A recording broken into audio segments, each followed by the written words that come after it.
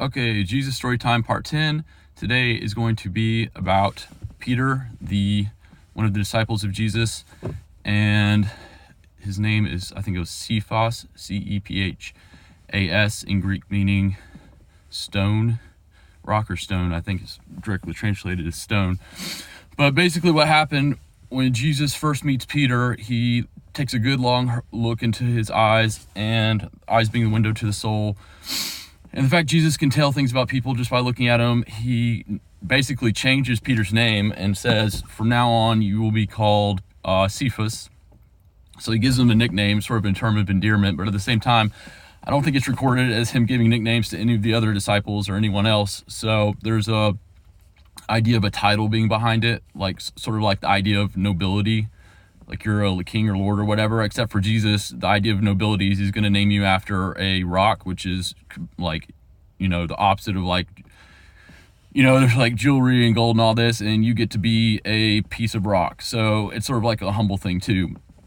But one of the things with rocks is that they're hard and they can support weight, and they don't change their shape, and they're heavy. And so there's all these qualities of Peter about sort of how he can be stubborn and how he's strong and things like that. So it's also a nickname reflecting his qualities.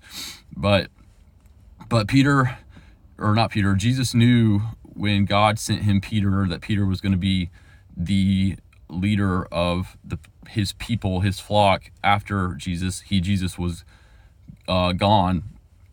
So Jesus knew that as soon as he looked into Peter, and so that was the idea. So the other thing about being a rock is back then when they built buildings, the ones built of stone, if you're like, I don't know how the architectures worked back then, but the idea is you lay down a stone before the building's built, and that's how they measure out based off that stone where the rest of the walls are going to be, and inevitably where the entire building is going to be based off that first stone. So all of that is what went in, and probably other stuff too, is what went into Peter's title. Okay, because Peter means rock to us, but in Greek I think it's Cephas. That might be incorrect. You can check it out. But okay. So what about Peter? So one of the things, if you check out just leaders in general, what you'll find with almost all good leaders is they have a very strong mind. Now, that's good as far as like being able to, set out plans and time schedules and getting things done and being productive and basically just getting people to do things so they can get things done.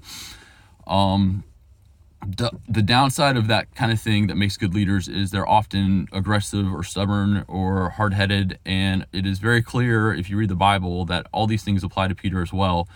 So what you see with Jesus, not only is the way Jesus is grooming Peter to be a leader, he at the same time, he sees these qualities Peter has already, but then there's these other qualities that Jesus has to deal with, before he leaves, so they're taken care of.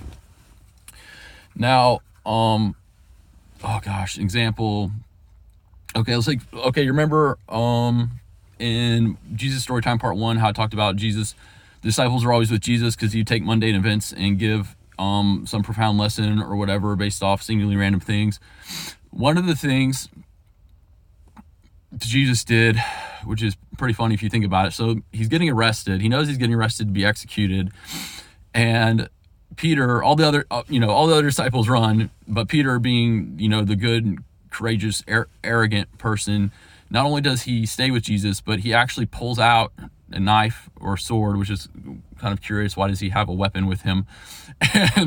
And basically he attacks one of the guards. Now there are multiple guards, so there's no way. That's another thing. Peter's basically just in a frenzy.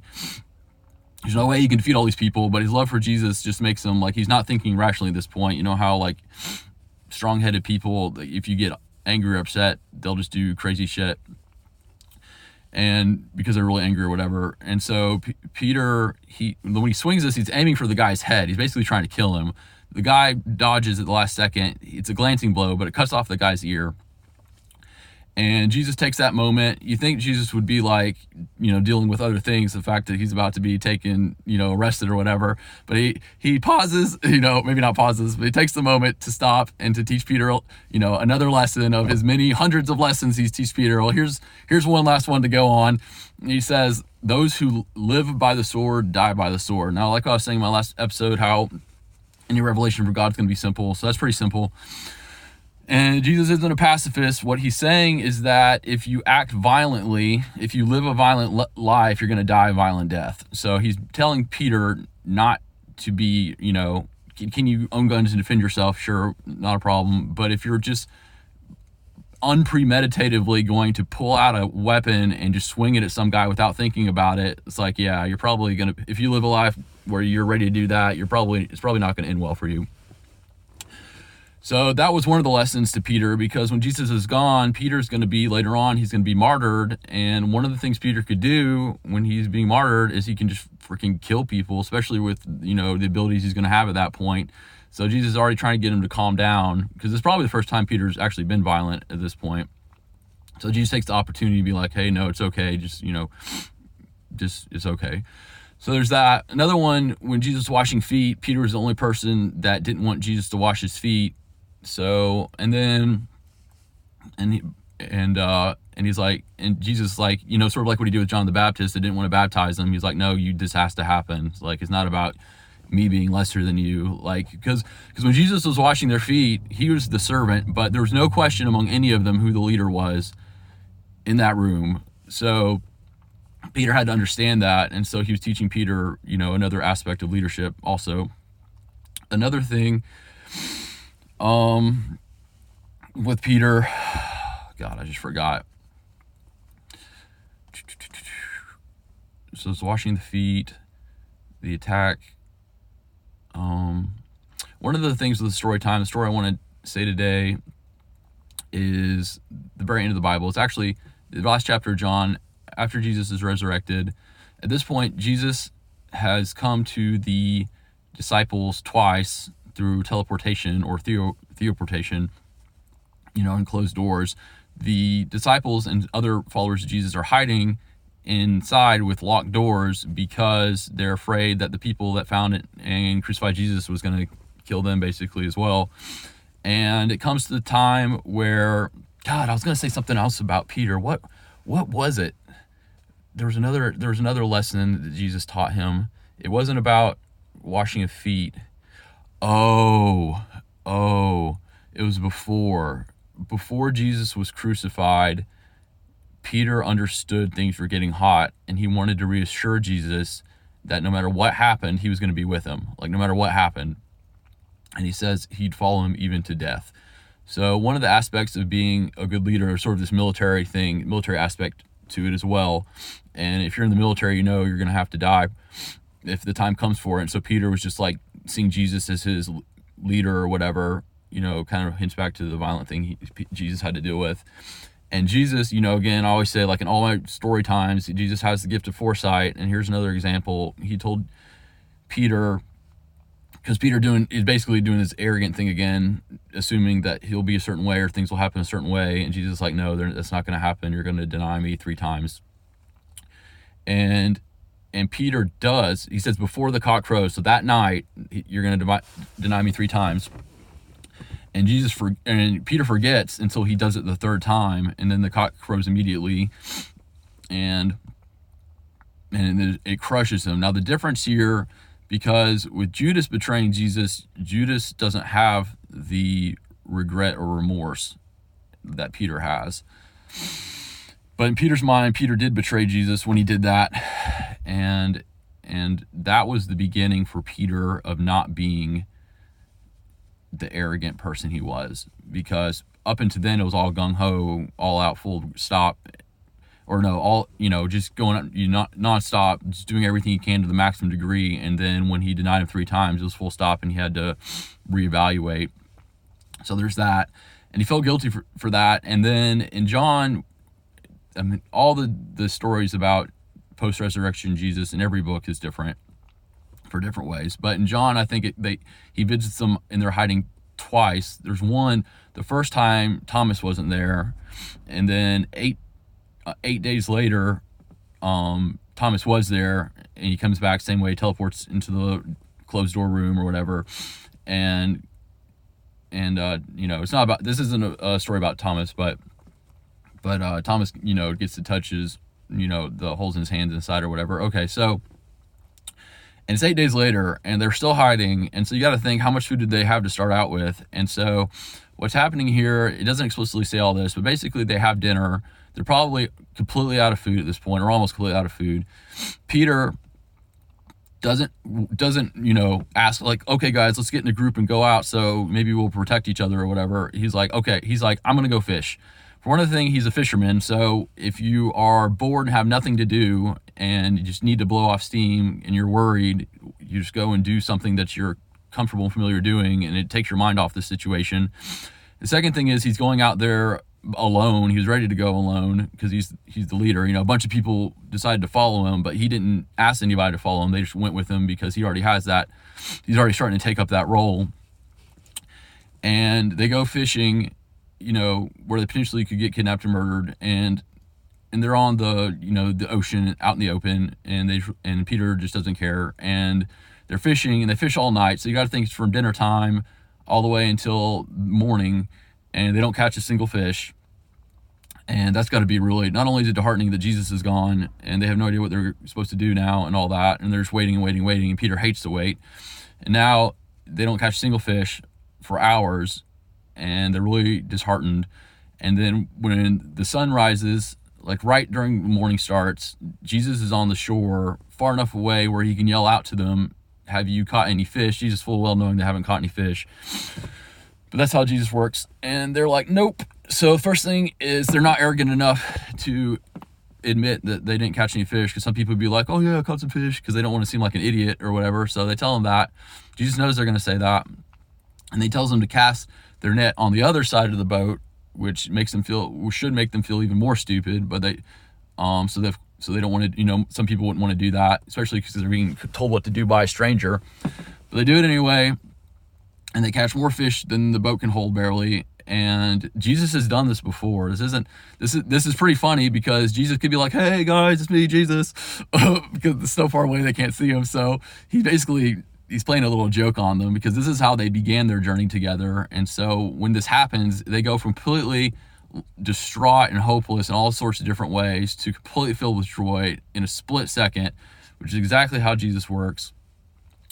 And then if someone's telling the story to other people, they'll be like, wow, so Peter just jumped out of the boat right then immediately? And then someone would be like, no, he had to wrap his coat around him, because apparently at the time Peter was naked, which gives you another idea of Peter just not giving a fuck, like how good leaders don't care about what other people think of them.